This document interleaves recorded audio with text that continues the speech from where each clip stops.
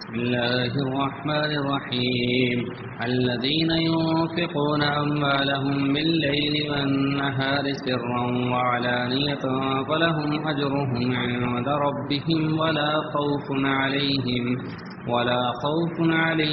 ولا هم يحزنون الذين يأكلون الربا لا يقومون إلا كما يقوم الذي يتخبطه الشيطان من المس ذلك بأنهم قالوا إنما البيع مثل الربا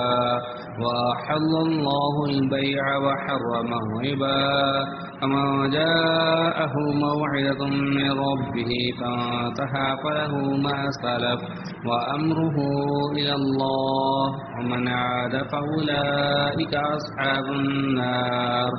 هم فيها خالدون يمحق الله الربا ويربي الصدقات والله لا يحب كل كفار أثيم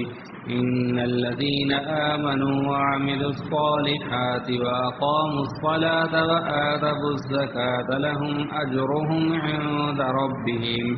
عند ربهم ولا خوف عليهم ولا هم يحزنون يا أيها الذين آمنوا اتقوا الله وذروا ما بقي من الربا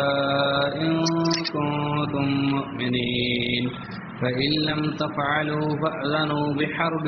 من الله ورسوله وإن تبتم فلكم رؤوس أموالكم لا تظلمون ولا تظلمون وإن كان ذو عسرة فنظرة إلى ميسرة وأن تصدقوا خير لكم إن كنتم تعلمون واتقوا يوما ترجعون فيه إلى الله ثم توفى كل نفس ما كسبت وهم لا يظلمون